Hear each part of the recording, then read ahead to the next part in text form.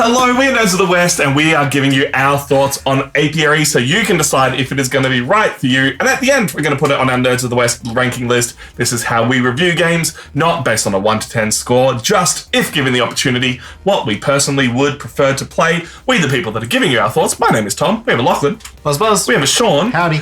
Lachlan, can you give us an overview of this game, what we're doing, how we're going, so people can understand what's going on? So Apiary is a worker placement space bee game where you're going to place bees into different action areas. But if someone is there, then you're going to be able to bump them out of that space. So you're never locked into doing an action you don't want to do if someone's in the spot that you would normally do, which is how other worker placements do. So when you go to different areas, you're going to be able to explore to get resources, you're going to advance to get more tiles, you're going to do the carve action, which is end game scoring tiles, convert, so you can convert your resources that you have stored on your frame or your hive frame, and then you've also got your grow, which is expanding your frame or recruiting more workers back, and researching is getting end game or cards that give you special abilities that you can use throughout the game. The game ends when all the hibernation spaces are filled up, and how you would end the game is if your worker ever comes at level 4 and leaves the board from being retrieved or from being bumped off the board, then you put one of your handy dandy hibernation tokens onto the hibernation comb, and that moves us one step closer to the end of the game. Your workers will upgrade when you get bumped or they get retrieved back to your board, and they go from level 1 up to level 4. So they rotate around. So every time that they come back from the board, being bumped or being retrieved is when you would upgrade them, and that's how you work them up. So once they get to level 4, then they're going to be bumped off the board, move the end of the game, and go back into the pool for you to buy it back at a level 1. That is Apiary. That's Apiary. We do have to say that this game was sent to us by the developers, so thank you very much to them. It will not impact our thoughts. We try and be as open and as honest. I'm going to start with the best part about this game to me, which is those upgrading workers. I love these little spinny bees. They are adorable. The component quality is awesome. And the thought process of planning your moves out so that you can have the stronger workers at the right time. Those choices of where you use a worker on what space to get the extra movement, to get the extra tiles, to get the extra conversions is just so cool. And I love that you can't always rely on someone else to bump your worker off. You do have that possibility of wasting a turn to pull them back. Exactly. Like that called me out once where I retrieved my workers and I didn't want them to go to a level 4, and I unfortunately had, say, 2 to 3 level 4s ready to go, and I'm like, I don't want level 4s because I'm going to lose them, then I'm going to have to recruit them. So you really got to plan out what you want to do, and to mitigate that, they have the landing area where they can go into the landing area. But that goes into income, which doesn't really happen that often. Like, not a lot of people use the landing area. I actually love income as a mechanic because you can either really focus on it. Like there's so many areas of this game you can focus on, which I think is my favorite part. It's a worker placement where you're not locked into certain strategies. You can go, all right, I'm going to do a little bit of this, a little bit of this, a little bit of this. But if you do focus on certain strategies, like I feel like a lot of my game was development cards. It paid off in certain ways if you get the cards that do it for development you. Tiles or development tiles? Cards? Both in the end. But development tiles gave you points, gave you bonuses straight away, and the game rewards you for focusing on things while not punishing you for being too generalized. Like Sean focused on income, Sean focused on farms, and it paid off for him. Yeah, I didn't focus on income at all, or I tried to, but Sean was focusing on income, which hampered me. But it's not to say that I couldn't, it's just that it wasn't the income that I wanted, because the income offers you resources, victory points, Queen's Favor. Like, there's different things that you can get from income. It's not one size fits the bill. Yep. How did you feel, Sean? No, so I really enjoyed it a lot more this time around, because obviously I think I knew a bit more background what to do. If we're talking about mechanics, I think the seed cards are definitely an interesting thing, and that's something I wanted to bring up, is that they have a cool endgame effect. You can spend them on your turn at any point to get you an extra resource or to do an effect. Just the variability of them. Yeah, so to get them and have them in your hand really frees you up to do things on your turn. You have a lot of versatility.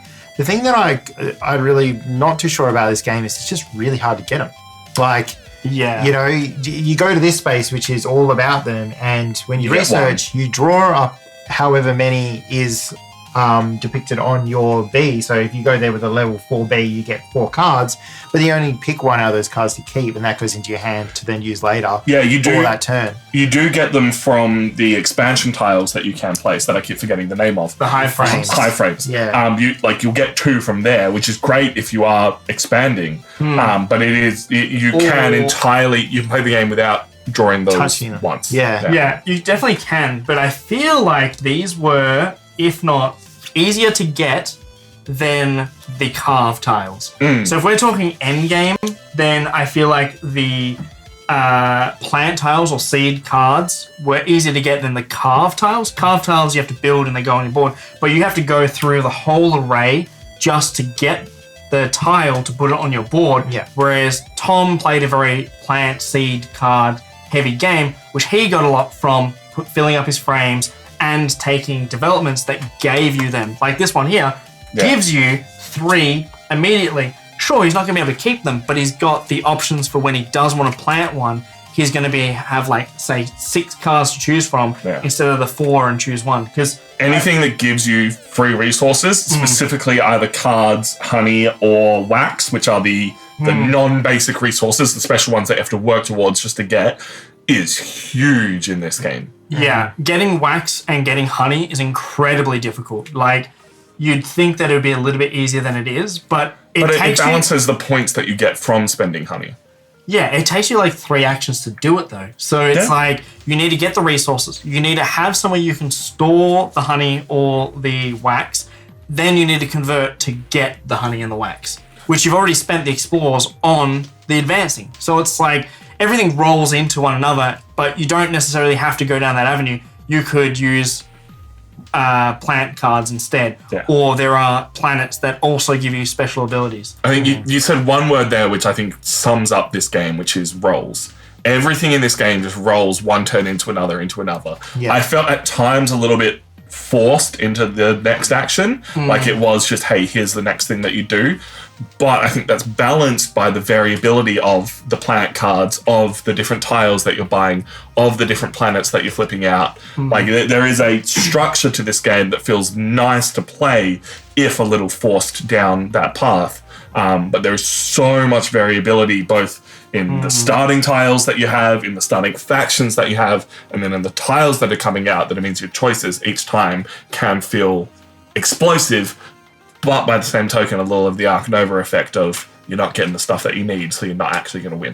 Yeah, I would say it's similar to or akin to Wingspan, where I feel like your engine never takes off. It's always like a handful of turns away, or it's going to take you a handful of turns to get the engine.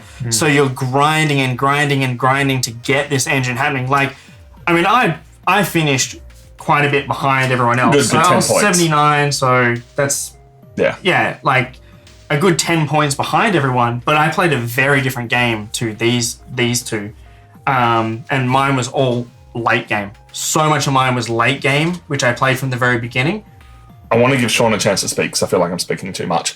But in the fact that you're focusing on late game reminds me a lot of Terra Mystica and Gaia Project. You have the end game scoring already out. You can see, all right, I'm playing this faction. I'm going to work towards this carve. I have this tile. I'm going to work towards that carve.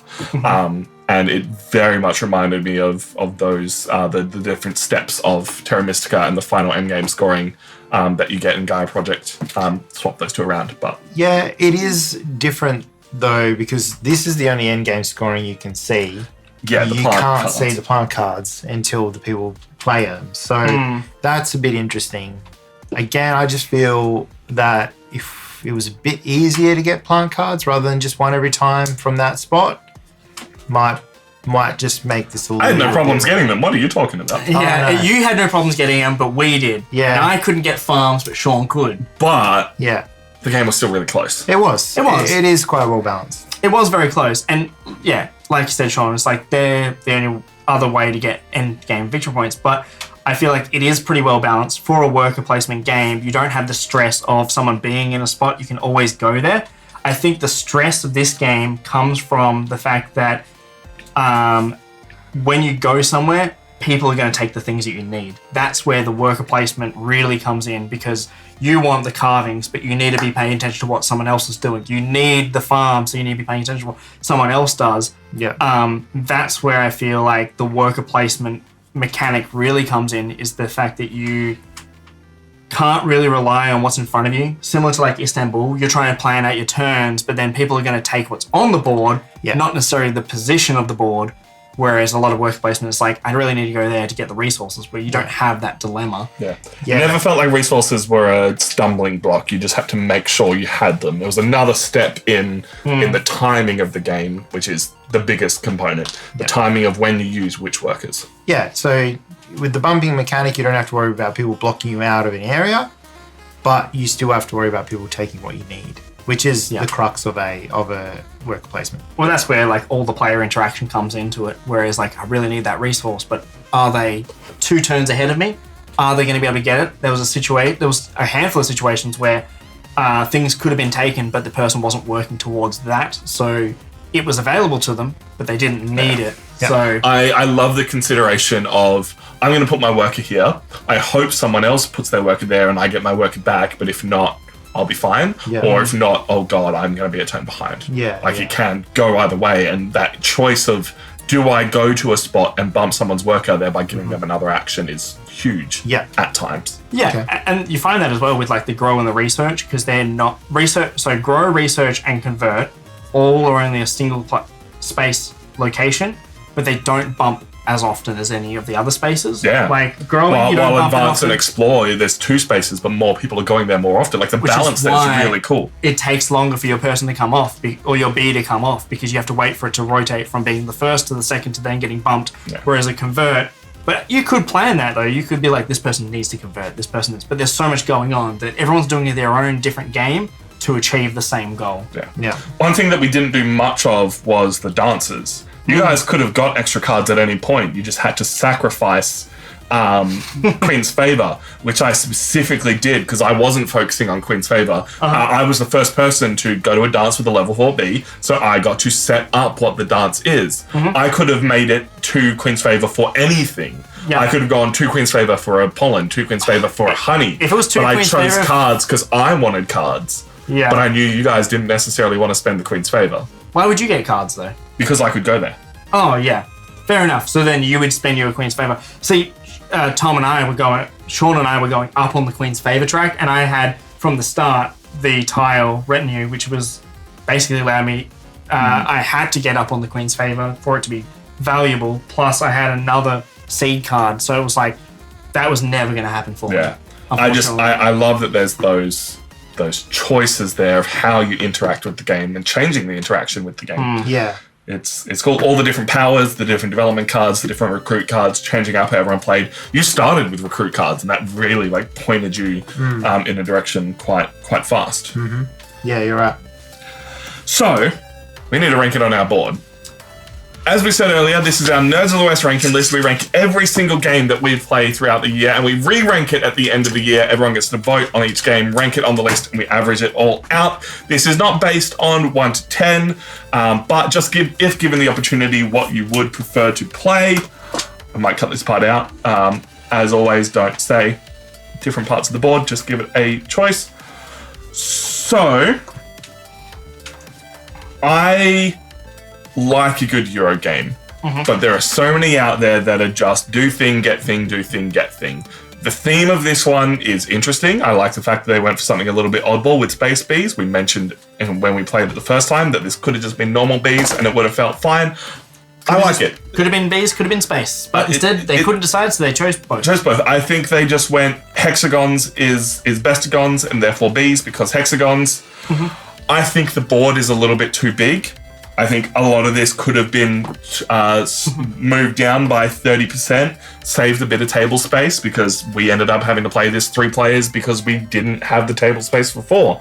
Yeah, I think if we play with 4, it'd been such a crunch, but like all the components, fantastic. No issues with the components. The art's fantastic. The only issue is how big the board is. Yeah. We have played hundreds of games at this table, and there is no real need for the board to be as big as it is. Like, there is so much room here in between the different zones. Like, it's pretty. I like the art. I like the color scheme.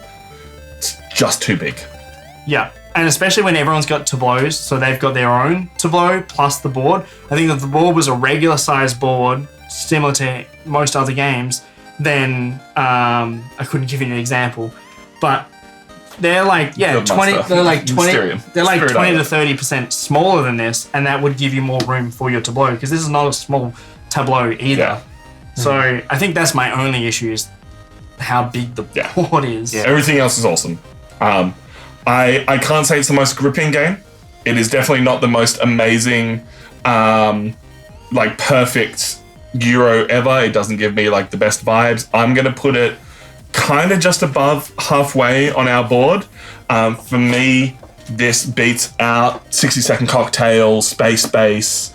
Once again, Space Base I would play on Board Game Arena more than I would play it in person. But I'm going to play this over Hollywood 1947, but I'll play Roll Camera ahead of this because that was another Euro-style game but cooperative and just had a few more crunchy, interesting decisions. I think that's the thing with this game is the decisions are variable but not necessarily interesting. Yeah, I think that's a very fair point because it's like there's a lot of choices you can go down in different avenues, which is nice to see that someone can be doing farm, someone can be doing plant cards, someone can be doing carvings quite excessively. So there is like quite a bit of options to what you can do, and you're never restricted on the spaces you can go. But I feel like the most comparable game for me would be Wingspan, where the engine never seems to get going. It is still an enjoyable game, and there's a lot going on for it. But I think I would probably put it around the same spot, so just above the Wingspan and near Hollywood 1947. It is a good game, and by every means, I'd pull it out and I'd play it and show lots of people because it is a fun game. The theme's a bit weird, but that's kind of interesting as well. As Morgan points out, in development they were starting with just bees, and they went, "We like technology, therefore space." Yeah, which I love. Like as a theme, cool, all for it. They just got a bit of both, which is fine. But it's like also to pull it out, you need a big table. Yeah. You need a big table to pull it out, and it's not a short game, and there is a lot of analysis paralysis that can happen because you're trying to plan all your moves and balance your resources, which is fine for a lot of people. Yeah. Yep. Sean. Look, I agree with everything you guys said, so I'm just gonna put it on the board. I reckon somewhere here as well, pretty solid where you guys are going. So yeah, somewhere straight in the middle. Let's slap that bad boy above Wingspan Asia, which I think is a fair point. I would absolutely play this over Wingspan. I don't mind Wingspan these days. It was never absolutely that gripping for me. Sorry, was Unfathomable below Wingspan? Did I just... Yeah. You just flipped everything up. Yeah, I turned it down and flipped. I would play this over Wingspan. I think that is a fair point. This is a more interesting game to me as a person who plays quite a few board games than Wingspan, but it's that similar medium weight Euro game. Yeah. Any final thoughts, final comments, anything we missed? No, I think we covered everything. I'm good. I'm happy. I think we did, but I could talk about this game for quite some time. Hey, maybe you will in another video. Maybe. Who knows? We've been Nerds of the West. You can catch our reviews, all our other videos, all our content on this game on our channel. My name is Tom. We have a Lachlan. Buzz. We have a Sean. Hey, yeah. And we will catch you next time.